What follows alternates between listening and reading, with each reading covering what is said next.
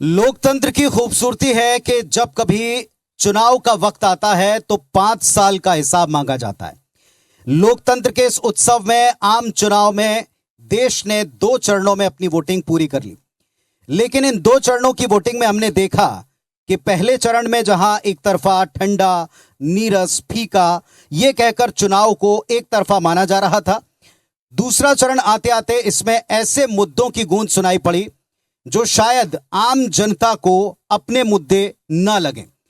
तो फिर जनता के मुद्दे हैं क्या? जनता नेताओं से चाहती क्या है? जनता इन मुद्दों पर नेताओं से जहां सीधे सवाल पूछना चाहती है, वहां आपका अपना पसंदीदा न्यूज चैनल IBS24 एक मंच लेकर आया है। और इस मंच पर जनता के जय घोष में वोटिंग से पहले वोटर्स की राय हमने पहले भी आप तक सीधे पहुंचाई है और आपके सवालों के सामने सीधा हमने खड़ा किया है जनता के चुनिंदा जनप्रतिनिधियों को। 5 वर्ष के बाद यह मौका फिर आपके पास है कि आप तीसरे चरण में मध्य प्रदेश, छत्तीसगढ़ और पूरे देश में वोटिंग करें। हमारा फोकस मध्य प्रदेश और छत्तीसगढ़ पर है और छत्तीसगढ़ की 7 सीटें बची, सभी सीटें जिसमें मैदानी और मध्य का पूरा इलाका है, जिसमें रायपुर सीट भी शामिल है, वहां पर आज हम लेकर आए हैं जनता का यह जय घोष। यह जय घोष बताने के लिए पर्याप्त है कि अब बारी जनता की है, अब बारी सीधे आपकी है। तो अपने सवालों के तरकश में से एक एक करके आप अपने तीर निकाल सकते हैं और सीधे जनता के सवाल हम पहुंचाएंगे इस मंच तक। आप देख रहे हैं मेरे साथ यहां इस मंच पर मौजूद हैं सुनील सोनी जी। सुनील सोनी जी से रायपुर और पूरा देश वाकिफ है क्योंकि रायपुर का प्रतिनिधित्व आप संसद में कर चुके हैं। आप अभी मौजूदा सांसद हैं, भारतीय जनता पार्टी के वरिष्ठ नेता हैं। सुनील सोनी जी के लिए मैं चाहता हूं आप जोरदार तालियां बजाएं और मैं आपका बहुत बहुत इस मंच पर स्वागत करता हूं। जो कार्यकाल आपका रहा है, इस कार्यकाल की जो उपलब्धियां हैं, इनसे जुड़े हुए सवाल भी हम आपसे पूछेंगे। और मेरे एक और खड़े हुए हैं कन्हैया अग्रवाल साहब, जो कांग्रेस पार्टी के, देश की प्राचीन पार्टी, विश्व की सबसे प्राचीन पार्टी, लेकिन इसमें बहुत सी नई नई चीजें अब की बार इस चुनाव में देखने को मिल रही हैं, उनके प्रतिनिधि के तौर पर कन्हैया अग्रवाल साहब हैं। पार्टी तो बहुत सारे चैलेंजेस से जूझ ही रही है, लेकिन इस मंच पर भी आपको सवालों के चैलेंज से जूझना है। आप दोनों का मैं स्वागत करता हूं और सीधे ओपनिंग स्टेटमेंट बिना देर किए उसके साथ हम शुरुआत करते हैं। सबसे पहले कन्हैया अग्रवाल साहब और सुनील सोनी साहब, आपको शुभकामनाएं क्योंकि आप लोग चुनाव में बिल्कुल 4-5 दिन पहले खड़े हुए हैं। हालांकि अब की बार सुनील सोनी जी, आपकी जगह भारतीय जनता पार्टी ने बृजमोहन अग्रवाल साहब को टिकट दिया और उनके सामने कांग्रेस पार्टी के एक बेहद युवा चेहरे विकास उपाध्याय साहब हैं। लेकिन आपके कामों की आधारशिला के ऊपर ही अगले जनप्रतिनिधि के बारे में सवाल भी बनते हैं और उनके कामों की एक लिस्ट भी तैयार हो गई जो आपने किया या नहीं किया। पहला सवाल मैं सोनी साहब से ये पूछना चाहूंगा, बार बार आपसे पूछा गया होगा अभी तक, लेकिन अब मैं सीधे पूछता हूं, ब्लंटली पूछता हूं। आपको टिकट नहीं मिला, जब नहीं मिला टिकट तो बहुत से लोगों ने कहा निष्क्रियता इसका एक कारण है, आप क्या मानते हैं?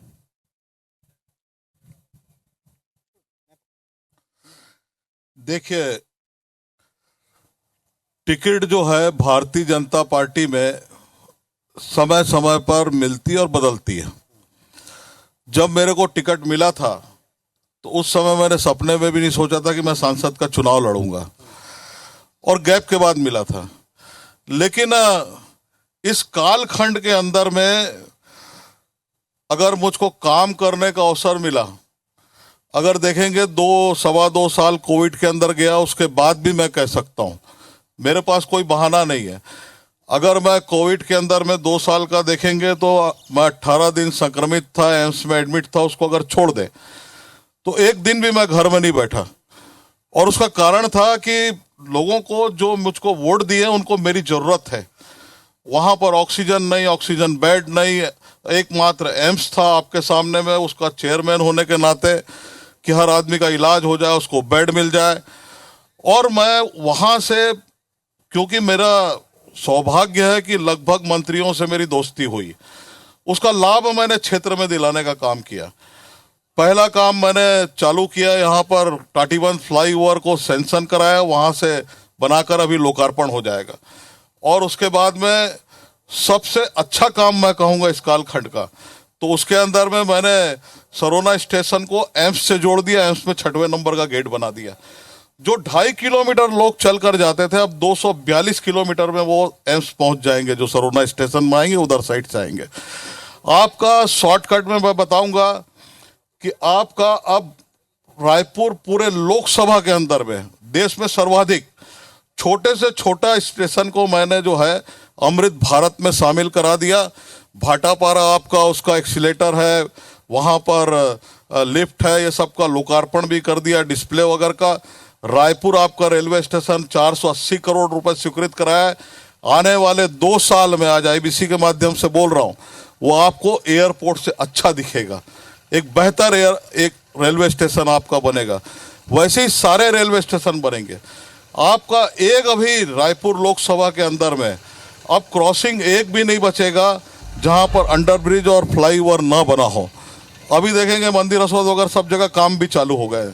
सिलियारी का काम चालू हो जाएगा, कचना का काम चालू हो जाएगा, सिलतरा का हो जाएगा, हर जगह का काम चालू हो जाएगा। थोड़ा सा हमको फास्ट रखना पड़ेगा पेस, क्योंकि जनता को बहुत सारे सवाल आपसे पूछने हैं। आपने अपने काम बताएं।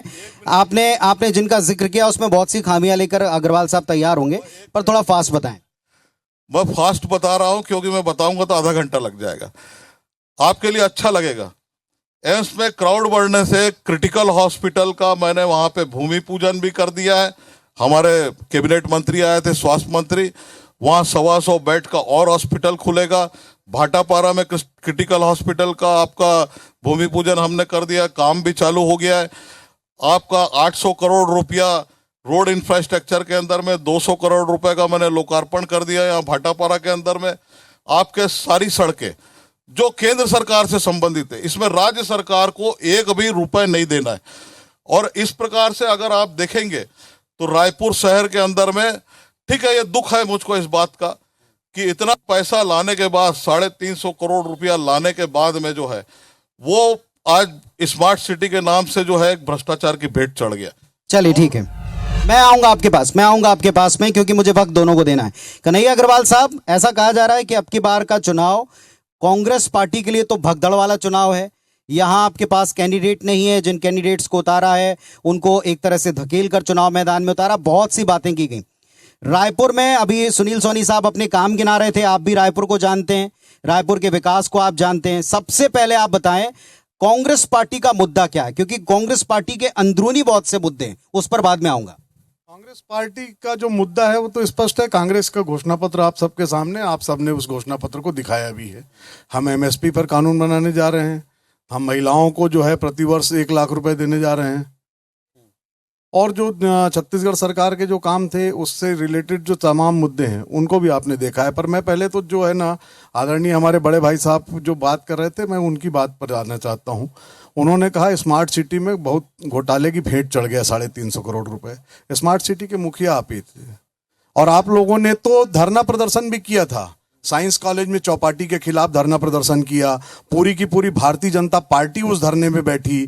पूरे के पूरे भारतीय जनता पार्टी के लोग दिल्ली गए, और दिल्ली जाने के बाद वो चौपाटी आपकी सरकार में ही प्रारंभ होकर के अच्छे से चल रही है। इसका मतलब वो काम अच्छा हो रहा था, केवल आप लोग सोसेबाजी कर रहे थे। आज तक यदि उसमें घोटाला हुआ होता तो आपकी तो पूरी सरकार गई थी ना, मतलब पूरे आपके पदाधिकारी, डॉक्टर रमन सिंह जी से लेकर के तमाम लोग, आप लोग धरने में बैठे थे, सब लोग शामिल हुए, आप सब मिल करके गए। आपकी ही सरकार ने आपको नहीं सुना, इसका मतलब है कि वो काम सारे सही थे, केवल आप झूठे आरोप लगा रहे थे। रेलवे की जहां तक बात हो रही है, आपने इंफ्रास्ट्रक्चर की बात की, बहुत सारे खर्चे किए हैं। रेलवे की स्थिति यह है कि अभी शादी के सीजन में 3 दर्जन ट्रेनें निरस्त हुई है। यदि कुल हम बात कर लें तो कोरोना के बाद ना, कोरोना के बाद 65,000 फेरे ट्रेनों के निरस्त हुए इस छत्तीसगढ़ के लिए। तो ये उपलब्धि आपकी है, और आपने इसके लिए कितने बार प्रधानमंत्री से माननीय सुनील सोनी जी मिले, कितने बार आदरणीय सुनील सोनी जी जो है यहाँ जो है जोन कार्यालय का उन्होंने घेराव कर दिया, या बिलासपुर के दफ्तर का घेराव कर दिया। क्या आखिर जो है उपलब्धि इनके खाते में आई? क्यों ट्रेनें लगातार निरस्त होती रही? यात्री ट्रेनों की संख्या घटती गई। यात्री ट्रेनें 4 घंटे से लेकर 24 घंटे तक विलंब से चल रही है। गुड्स ट्रेनें टाइम पर चल रही है। यात्री ट्रेनों का भाड़ा जो है 107% भाड़ा पिछले 10 सालों में बढ़ा है। यदि 10 सालों में 107% भाड़ा बढ़ा है और आप बार बार 70 साल का रोना रोते हैं तो आप समझ सकते हैं कि क्या स्थिति है।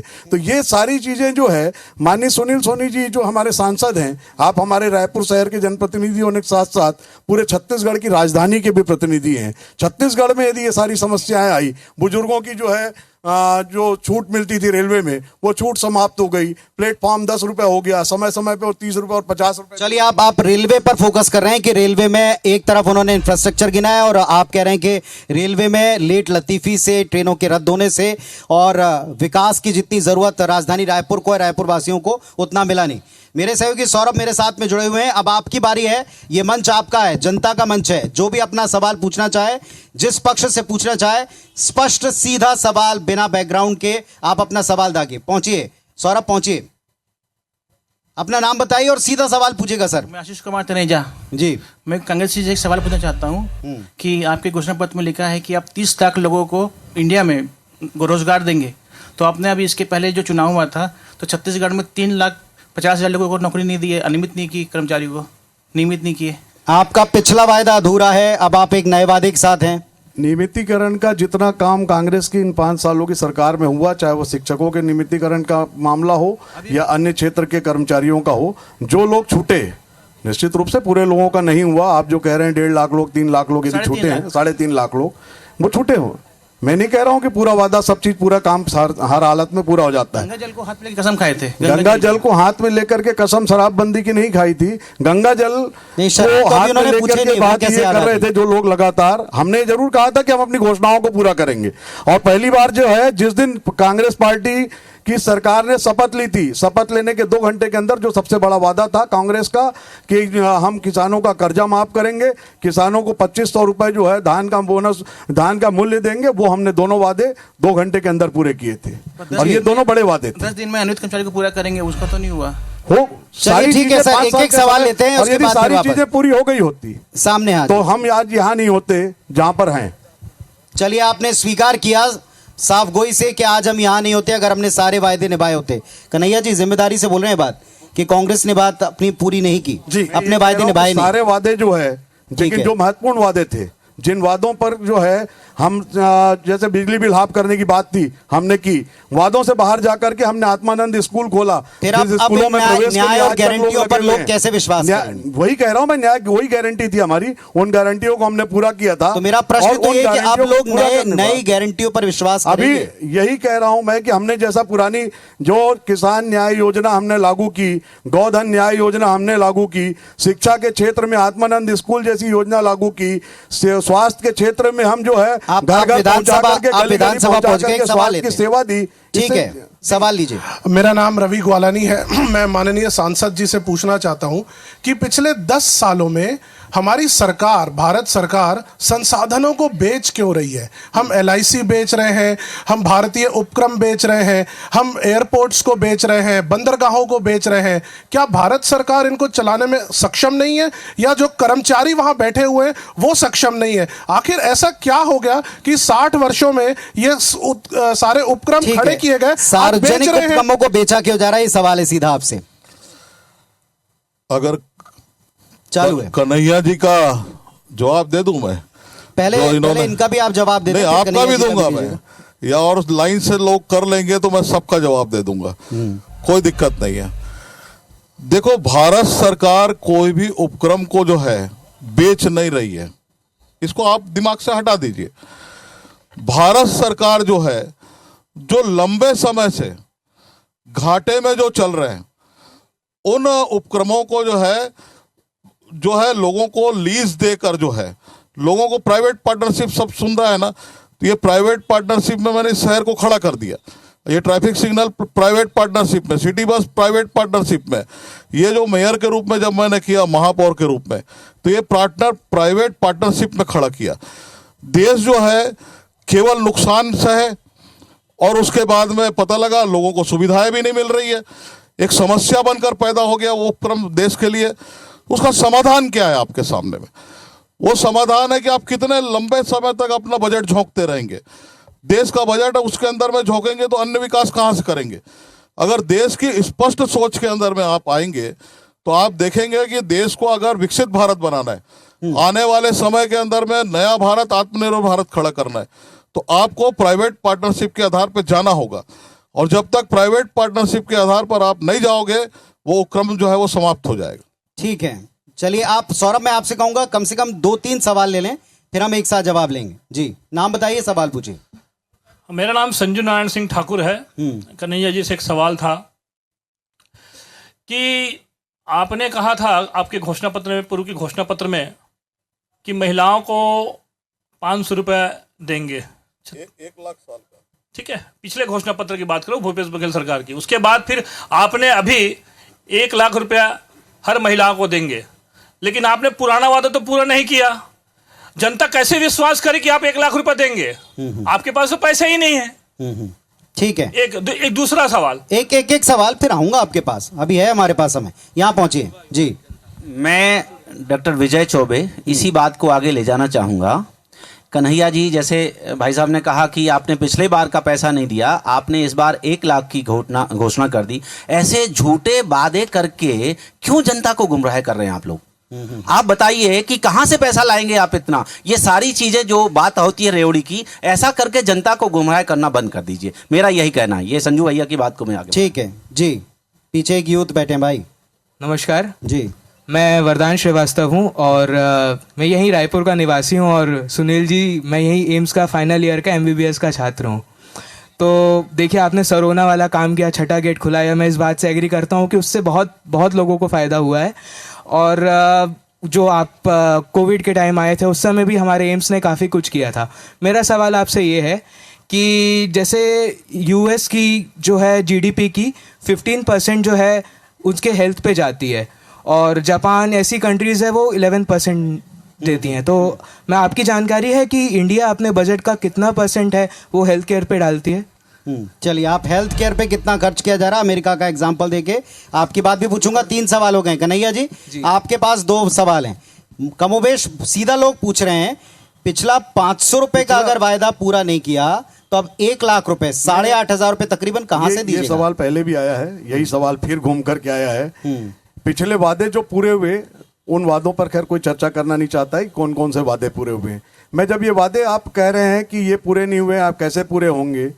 जब 2 करोड़ रोजगार प्रतिवर्ष देने की बात करके 10 साल गुजार दिया जाता है, जब 15 लाख रुपए प्रति खाते में देने की बात करके 10 साल गुजार दिया जाता है, वो झूठे वादे थे, वो रेवड़ियां थी जो नहीं मिली है। हम यदि 1 लाख रुपए देने की बात कर रहे हैं तो उसके लिए संसाधन जुटा करके उस 1 लाख रुपए को देंगे भी। ये बात नहीं कर रहे हैं कि बाद में आपको ये कह देंगे कि पकौड़े तल लीजिए, काम हो जाएगा। सरकार ने जो वादे पहले किए, तो कोई प्लानिंग है आपके पास? कन्हैया अग्रवाल साहब, कोई ठोस प्लानिंग है? बात कर रहा हूँ, प्लानिंग बनाने का काम प्लानिंग वाले लोग जो है उच्च स्तर पर कर रहे हैं। मैं उस समिति में प्लानिंग करता लोगों के बीच में नहीं हूँ, ना मैं राष्ट्रीय कद का कोई बड़ा राजनेता हूँ कांग्रेस पार्टी का मैं। लेकिन एक बात जो है स्पष्ट रूप से कहना चाहता हूँ, बेरोजगारी भत्ता कांग्रेस ने देने का वादा किया था, दिया। जर्सी गाय देने का वादा किया था, भाजपा ने नहीं दिया उन लोगों ने। तो आपका कंपटीशन अधूरे वायदों से है। धान का बोनस जो है अभी 10 आपके वायदों का कंपटीशन अधूरे वायदों से है। कन्हैया अग्रवाल साहब, आप बाहर हो गए थे। मैंने अपनी बात स्वीकारी थी आपसे शायद, बिल्कुल, कि कहीं यदि कोई चीज छूटी, किसी बात को लेकर के जनता में नाराजगी हुई, हम यदि कोई भी पार्टी सरकार से बाहर हुई, तो कहीं ना कहीं हो सकता है कि जनता ने हमारे कामों को स्वीकार न किया हो सकता है कि जनता को आत्मानंद स्कूल पसंद ना आया हो सकता है कि आज जनता को जो है उनके द्वार तक पहुंच करके जो स्वास्थ्य की सेवाएं उपलब्ध कराई गई थी वो पसंद ना आई हो, लेकिन हमने अपने काम किए। लेकिन एक बात साफ साफ उन्होंने ये आपसे कही है कि वायदा पिछले पूरे वायदों पर किया जाता है, पूरे वायदों के भरोसे पर आप अगला वायदा करते हैं, लेकिन क्या आप अधूरे वायदों पर और पिछली सरकारों के अधूरे वायदों पर आप वायदा करेंगे? मैं वही कह रहा हूं कि अभी इनके वादों पे भी कैसे भरोसा कर लेंगे? आएगी जनता, अब उनसे भी पूछ रही है। सुनील जी, एक सवाल उन्होंने आपसे भी पूछा है। बेसिकली एक यूथ जो है ये कहना चाह रहा है कि हेल्थ डिपार्टमेंट के ऊपर आप अपना जीडीपी का कितना प्रतिशत खर्च कर रहे हैं, क्योंकि आप विश्व से अपनी इकोनॉमी को कंपेयर करते हैं, वैश्विक मापदंड आप अपने बना रहे हैं। देखिए, अगर इस देश को आजादी के बाद देखेंगे, 2014 के पहले का भारत और 2014 के बाद का भारत, 10 साल, इस 10 सालों में उसके पहले आप हेल्थ और एजुकेशन के बारे में बात करेंगे तो कहीं नहीं था। लेकिन अभी इस बजट के अंदर में जब मैं बैठा था, उस समय में अगर इस बजट को उठाकर देखेंगे, जो हमारा नवयुवक है उससे मैं कहूंगा कि अभी जब बजट को उठाकर देखेंगे आप इस समय में, तो इस देश के अंदर में सबसे बड़ा प्रतिशत जो है, मैं आपको एक्चुअल परसेंट नहीं बता पा रहा हूं, कि एजुकेशन और हेल्थ 15,000 इस देश के अंदर में मॉडल स्कूल खुले, उसके लिए हम बजट रखे। 211 अभी छत्तीसगढ़ के अंदर में धर्मेंद्र प्रधान जी आए थे, उन्होंने उसका शुरुआत भी कर दिया है। वैसी हेल्थ के अंदर में कितने एम्स हुआ करते थे? सुनील जी मेरे ख्याल से वो ये कहना चाह रहे थे कि वो तो गूगल नहीं, एक लाइन का था परसेंटेज। आई डोंट थिंक कि वो आपसे ये जानना चाहते हैं कि कितना नॉलेज है। वो सिर्फ ये ध्यान दिलाना चाहते हैं कि वो अभी भी अपर्याप्त है, उसकी और जरूरत है। कुछ और सवाल लीजिए सौरभ जी, पहुंचिए जरा, पहुंचिए। एक मिनट वापस दोबारा आएंगे आपके पास। हाँ, गुड इवनिंग, मैं नवजोत सिंह। मेरा क्वेश्चन आप दोनों से है कि आप वादा कर रहे हैं कि आप 1 लाख रुपए लेडीज़ को देंगे हर साल, और आपकी पार्टी वादा कर रही है कि आप 80 करोड़ लोगों को 5 साल मुफ्त का राशन देंगे। तो ये मुफ्त की रेवड़ियाँ का बजट कहाँ से आएगा? दूसरी बात, आपसे बीजेपी से एक क्वेश्चन है मेरा कि आप बोलते हैं कि हमने इतने करोड़ लोगों को गरीबी रेखा से ऊपर किया, तो 80 करोड़ ये नंबर कहाँ से आ रहा है कि इतने लोगों को आपको मुफ्त का राशन देना पड़ रहा है? क्या उनको ज़रूरत है? तो क्यों? ठीक है, बहुत अच्छी बात है। यहाँ सामने महिलाएं भी बैठी हुई हैं, उनके पास भी आप जा सकते हैं। कोई महिलाएं जो सवाल पूछना चाहती हैं, जी सामने आइए फ्रंट रो में। जी नमस्कार, मेरा नाम हर्षिला रूपाली शर्मा है। मेरा प्रश्न कन्हैया भाई साहब आपसे एक यह है कि क्या ऐसा कोई विशेष कारण था कि पिछले 5 वर्षों में विशेष तौर पे महिलाओं की सुरक्षा, बच्चियों की सुरक्षा को लेकर कहीं ना कहीं, आप माने या ना माने, मुझे लगता है यहाँ जितने बैठे हैं वो सभी इस बात से सहमत होंगे कि महिला और बालिकाओं की सुरक्षा को लेकर पिछले 5 वर्षों में बहुत ज़्यादा लापरवाही, कहीं ना कहीं कोताही बरती गई है। आप इसका क्या जवाब देंगे? सवाल है महिला सुरक्षा को लेकर के आपका। और एक सवाल ले लीजिए जी। मोर नाम ऋतुराज साहू है। मोर प्रश्न जिन है दोनों पार्टी से है, क्योंकि जो प्रश्न है वो 3 करोड़ जनता के चिन्हारी छत्तीसगढ़ी से मुद्दा से है। का बिना छत्तीसगढ़ी चुनाव संभव है? दोनों पार्टी आते नहीं सही वो बदल के रही वो नवा छत्तीसगढ़ गढ़बो, ओकर बाद भी छत्तीसगढ़ी शिक्षा बनी है, रोजगार बनी है, 8वीं अनुसूची में नहीं है। 2009 में 10 सांसद यहाँ से भाजपा के देहन, 2014 में 9 सांसद देहन, 2019 में 9 सांसद देहन। ओकर बाद भी छत्तीसगढ़ी आज 67% आबादी के बाद में भी साग पर जुझा थे।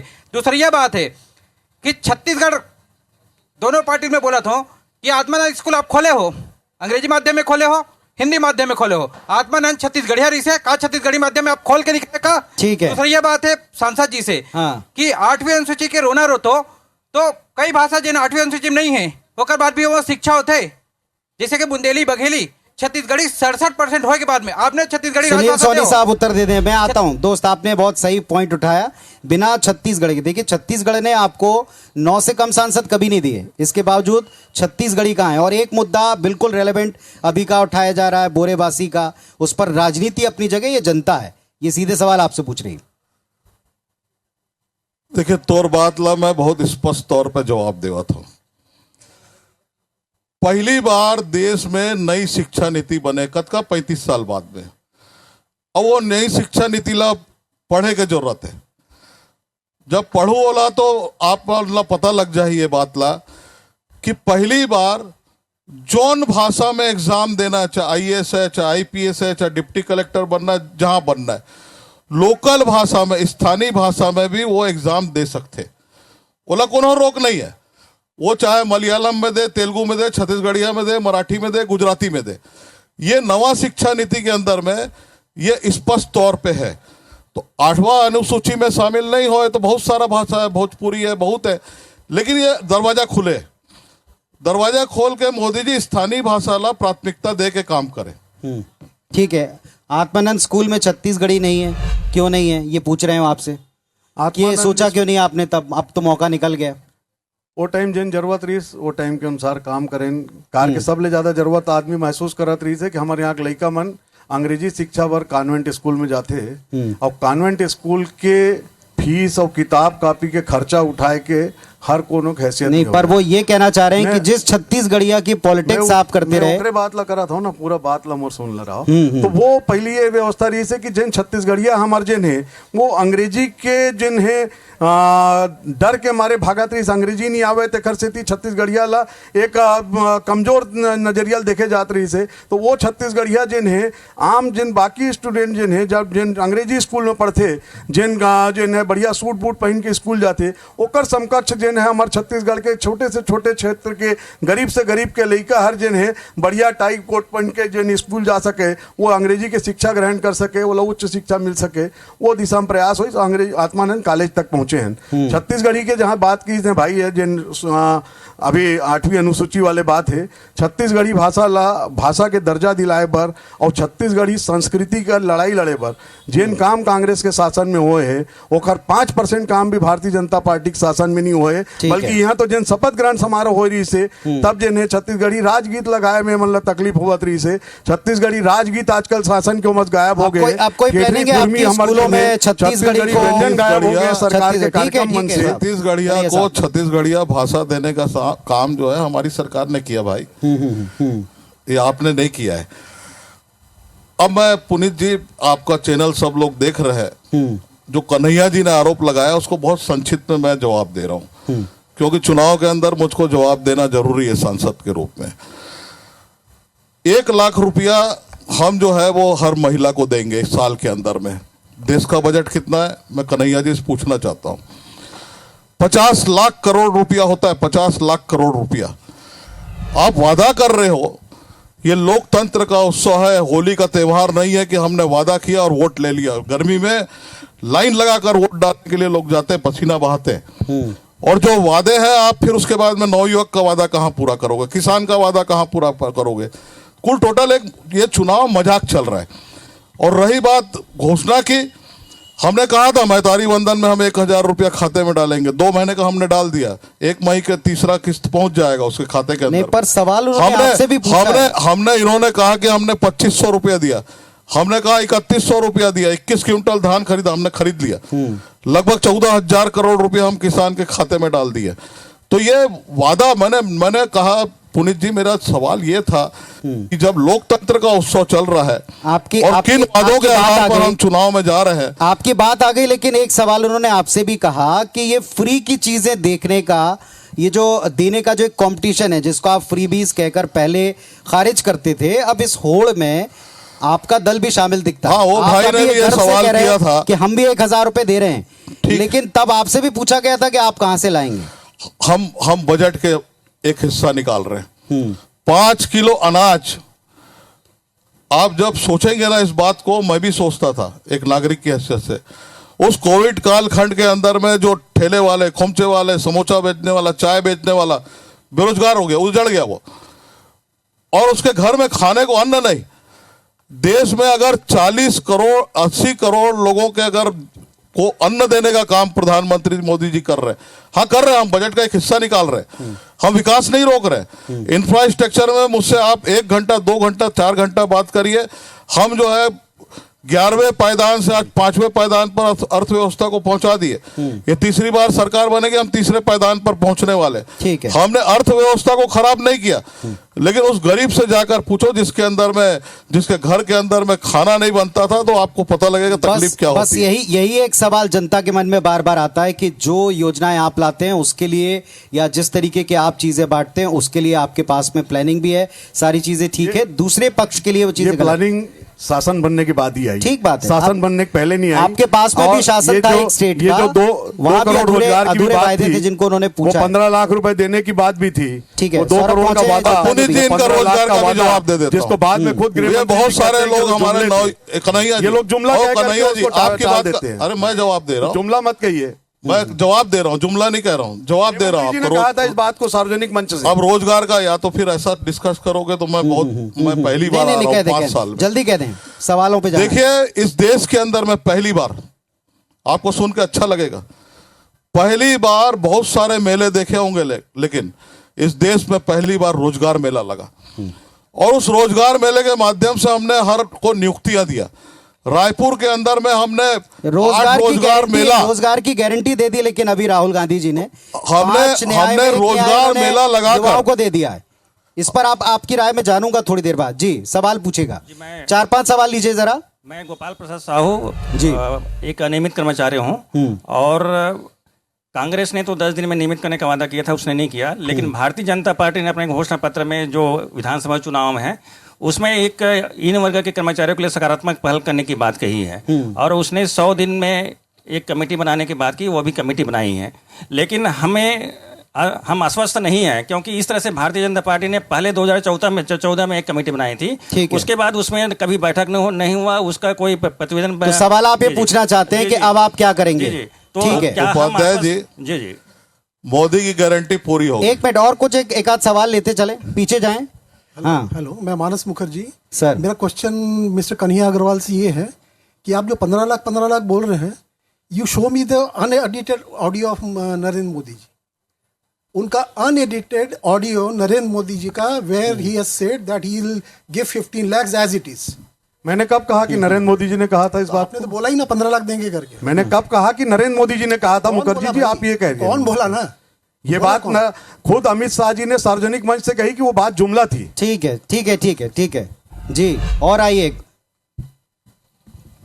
हेलो, मेरा नाम शरद है, रायपुर से।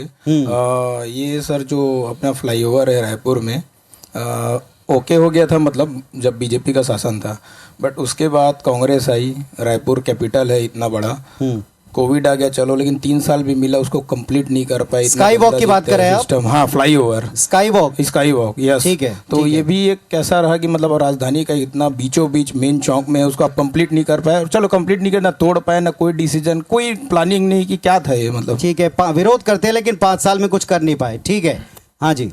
सर जी नमस्कार। नमस्कार। मैं बोल रहा हूँ, मेरा जो काम है ना, रोड में काम है सर जी। मैं ये पूछ रहा हूँ, ये गर्मी कम करने के लिए आप लोग पेड़ लगाना के लिए क्या व्यवस्था कर रहे हैं? क्योंकि लग तो रहा है, हर साल गिनती में आ रहा है कि 50,000 लग रहा है, 60,000 लग रहा है। मैं देख रहा हूँ एक जगह पे 1,000 स्क्वायर फीट में 50-100 पेड़ लगा देते, लेकिन जो रोड के चारों तरफ लगाना चाहिए फलदार पेड़, एक बार घोषणा हुआ था, ये कब चालू होगा सर जी? ठीक है, आपका पर्यावरण को लेकर के कंसर्न है। हाँ सर, मोर एक ठनऊ प्रश्न रही से, अभी जब होते जिन दारू पी के गाड़ी चलाते ओकर पर सरकार फाइन करते, तो दोनों सरकार जे नहीं से दारू तक काबर बंद नहीं करा दे, जेकर से फाइन के सिस्टम ही खत्म हो जाना चाहिए। बहुत बढ़िया, अच्छा सवाल है आपका। दारू ही बंद कर दें तो फाइन की जरूरत नहीं। जी नमस्कार। नमस्कार। मैं अधिवक्ता संगीता चौबे। मेरा सवाल है, बढ़ती हुई जनसंख्या और उनके लिए रोजगार हेतु क्या योजना है? मेरा दोनों से सवाल है। बढ़ती जनसंख्या, रोजगार पर। चलिए मैं आपसे पूछता हूं, 2 सवाल है मेरे सांसद महोदय। पहली बात यह है कि स्मार्ट सिटी को लेकर के आपने भी वायदा किया, आपने नवा रायपुर बसाया, और जब कांग्रेस पार्टी को मौका मिला, 5 साल के लिए जनता ने मौका दिया, तो उन्होंने कहा कि वो बड़ा अव्यवहारिक है, प्रैक्टिकल नहीं है, इंफ्रास्ट्रक्चर इतना बड़ा है, लेकिन जहां पूरी बसाहट बसी हुई है, पहले हम उसके लिए काम करेंगे, इसे स्मार्ट बनाएंगे। कमोबेश वहां भी कुछ घोटालों का जिक्र हुआ, यहां भी घोटालों का जिक्र हुआ। ये स्मार्ट सिटी बसी कहां है, थोड़ा बता दें लोगों को, और कहां बसेगी? अब ये ब्रिज कैसे होगा दोनों के बीच में? आपका जो सवाल है मैं आप ही से पूछ रहा हूं, कैसे स्मार्ट सिटी बनेगी? सैकड़ों करोड़ रुपया अगर स्मार्ट सिटी के अंदर में भारत ने दिया। पुनीत जी, मैं देश की स्टैंडिंग कमेटी का सदस्य हूं जी, जहां से बजट होता है।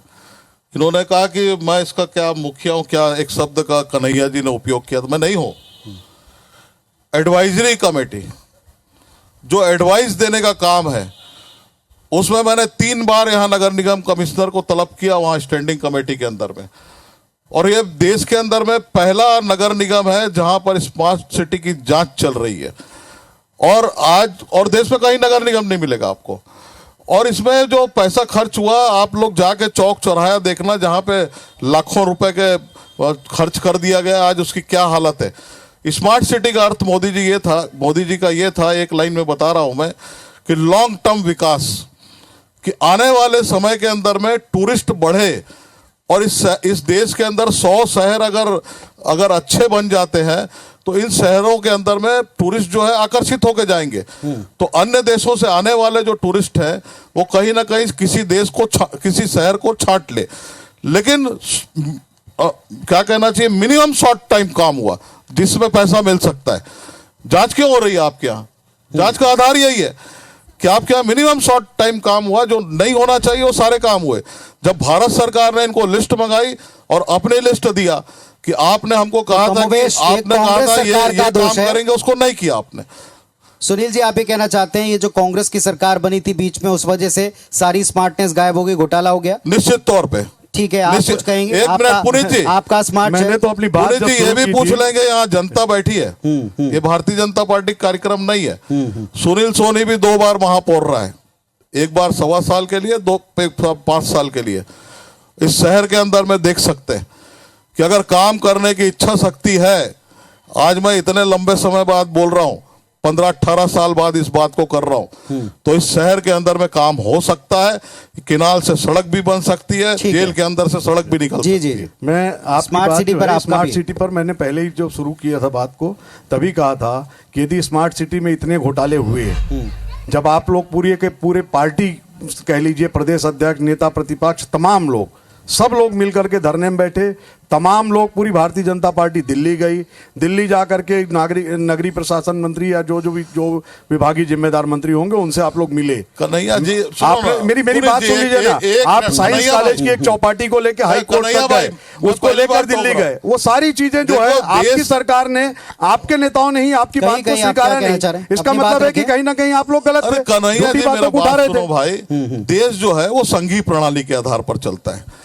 सीधा केंद्र उतर के वहां से जो है यहाँ पर कमिश्नर और तुम्हारे मेयर जो ढेबर है उसको नहीं पकड़ सकते भाई।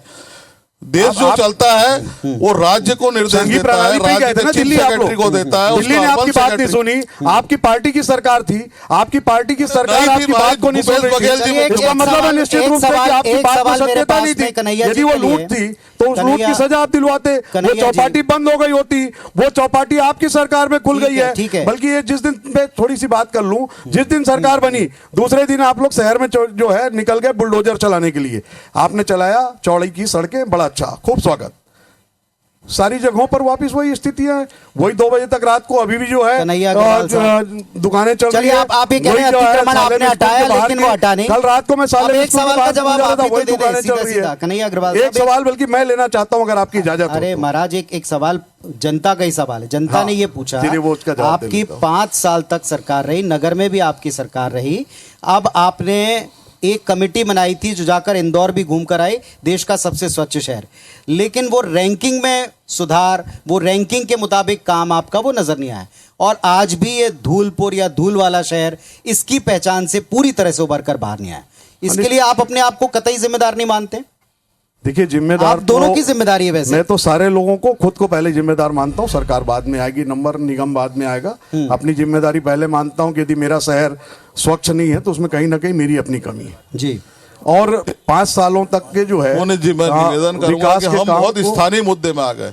मैं आपके इसीलिए मैं जवाब आपके पास आता हूं, उस मुद्दे पर भी आता हूं। एक सवाल की अगर मेरे को इजाजत हो, मैं आदरणीय सुनील सोनी जी से जो है, क्योंकि बड़ा मुद्दा है एक पेट्रोल डीजल का। पेट्रोल डीजल जो है नहीं, पर आपने उस सवाल को स्किप कर दिया, उसका कोई जवाब नहीं है। उसका कोई जवाब नहीं। आप ही ने जो कहा कि सबको मिलकर के महाराज, आपने स्मार्ट सिटी का मुद्दा उठाया, नहीं कर पाए। उन्होंने कहा कि स्मार्ट सिटी के लिए संघीय व्यवस्था के तहत जहां आप गए थे मिलने, वो आप उसमें अड़ंगा लगाते रहे, उसका जवाब भी नहीं है। पहले एक सवाल और अड़ंगा लगाया हूं, अड़ंगा इन्होंने लगाया कि हमारे काम को रोकने के लिए। आप यहाँ कांग्रेस ने अड़ंगा नहीं लगाया। स्मार्ट सिटी के काम पर अड़ंगा भारतीय जनता पार्टी के लोगों ने लगाया। वही लोग दिल्ली गए, उन्हीं की दिल्ली ने उनकी बात को नहीं सुना। ठीक है जी। मेरा एक सवाल है, भारतीय जनता पार्टी के घोषणा पत्र में धारा 370 और राम मंदिर का मुद्दा था, जिसे भारतीय जनता पार्टी ने पूरा किया, उसके लिए धन्यवाद है। देश के गृह मंत्री जी ने लोकसभा में कहा था, संसद में, कि अक्साई चीन और पीओके वो भी भारत का अभिन्न अंग है। उस विषय पे अभी तक ना तो घोषणा पत्र में कुछ आया है और ना आगे कुछ बात बन रही है। तो मैं माननीय सांसद जी से जानना चाहता हूं कि इस विषय में सरकार क्या करेगी। एक सवाल ही आपने सुन लिया, सवाल एक और सवाल लेते हैं, इसके बाद आता हूं आपके पास। मेरा नहीं, सांसद दोबारा जी नहीं, से दोबारा। एक मिनट। हाँ बस एक क्वेश्चन मेरा सांसद जी से है। हाँ। सर 2017 में रात के 12 बजे बजर बजा करके जीएसटी लागू हुआ, वन नेशन वन टैक्स। लेकिन पिछले 7 वर्षों में मैं समझता हूं देश का ऐसा कोई व्यापारी नहीं है जिसके पास जीएसटी के नोटिसेस नहीं है। ऐसा कोई अधिकारी वर्ग नहीं है जो निरंकुश होकर के वसूली कर रहा है। सांसद जी, क्या आपको व्यापारियों का दर्द और तकलीफ नहीं दिख रही है, या इसको इग्नोर कर लिए कि इससे कोई फर्क नहीं पड़ेगा? मैं पूछना चाहता हूं। यूथ के पास आप पहुंचे, मैं लूंगा आपकी बात का जवाब लूंगा। टैक्स को लेकर के आपका, जीएसटी को लेकर के आपका सवाल है। हाँ जी, युवाओं पे बात हुई तो मैं सांसद जी से सबसे पहले तो ये कहता हूं कि कोरोना के वक्त जब विकास उपाध्याय चप्पल बंटवा रहे थे, लोगों को बस की व्यवस्था करा रहे थे, तब सोनल सोनी जी नदारद थे। ट्रेनों की बात जब हुई, लगातार ट्रेन यहां पर लेट जब वो छत्तीसगढ़ की रोकी गई, तब कांग्रेसियों ने प्रदर्शन किया, इनके घर जाकर, तब भी ये नदारद थे। चलिए, ये बात तो हो गई। दूसरी बात ये है कि आपने वादा किया था कि 20 लाख रोजगार आप हर साल देंगे युवाओं को, आप उसको देने में फेल हो गए। आपने स्टार्टअप्स की बात की, 2023 में मैं आप लोगों को बताना चाहता हूं 35,000 स्टार्टअप मोदी के फेल हो गए। आप यहां पर जाते हैं, आपने सबसे पहले छुरा भोगने का काम युवाओं को किया। आप उस युवा को देखिए कि डिग्निटी ऑफ लाइफ, उसकी डिग्निटी ऑफ एम्प्लॉयमेंट के बिना है ही नहीं। आज शादी करनी होती है तो सबसे पहले सवाल पर आइए, सवाल यह है कि आपने झूठा वादा किया था, आपने वादा पूरा नहीं किया रोजगार पर। दूसरा, आपने किसानों से वादा किया था कि आपको हम एमएसपी की गारंटी देंगे, वो पूरा नहीं हुआ। उल्टा किसान क्रेडिट कार्ड पे 12% टैक्स बढ़ गया इनका। आप कांग्रेसी तो नहीं ना दोस्त? नहीं, आप सुन लीजिए, ठीक है, आप तो सब पक्ष सुनेंगे ना। मैं सब जवाब दे देता हूं। एक सवाल और है, आपका भी स्वागत है, ऐसा नहीं कि आपका नहीं, आपका भी स्वागत है। आपने सब बात की थी कि लाल आंख दिखाएंगे चाइना को, कहां है वो लाल आंख? ठीक कहां है? जवाब मैं आपके बातों का जवाब लूंगा, पर सिर्फ आरोप ना रह जाए। मैं सिर्फ इसलिए आपको टोका कि सिर्फ आरोप ना रह जाए, आम जनता के सवाल भी आते जाएं। पीछे जाएं, एक दोस्त के पास जाएं। बहुत सारे सवाल हो गए इनके। एक और सवाल लास्ट, पीछे, सबसे पीछे। स्वागत है, आपका भी स्वागत है जी। नमस्कार सर, मेरा नाम अमन सराफ है और मैं सागर मध्य प्रदेश से बिलोंग करता हूं। मैं यहाँ पे जॉब करता हूं प्राइवेट कंपनी में। मेरा सवाल ये है कि मैं अक्सर प्रधानमंत्री जी के भाषण सुनता रहता हूं, तो लोकतंत्र पे वो बहुत अच्छा भाषण देते हैं या बोलते हैं। लेकिन अभी जब से मैंने देखा है कि अभी का जो नारा चल रहा है, अब की बार 400 पार, मेरा सवाल इससे संबंधित है। तो मैं ये जानना चाहता हूँ, क्या भारतीय जनता पार्टी को या मोदी जी को ये एहसास हो गया है कि 400 सीटें या 400 पार नहीं हो पा रहा है? क्योंकि मैंने देखा है जो सूरत में जो हुआ है, या फिर खजुराहो में जो हुआ है, और आज की न्यूज़ में इंदौर में जो हुआ है, तो उससे ऐसा लग रहा है कि आप लोग को क्या ये विश्वास हो गया है कि हम 400 पार नहीं आएंगे, इसलिए लोकतंत्र से अलग हटकर। अब ये हो गया एकदम लोकसभा वाला सवाल। अब आप जवाब दीजिए। मेरा एक और सवाल है इसके बाद जी।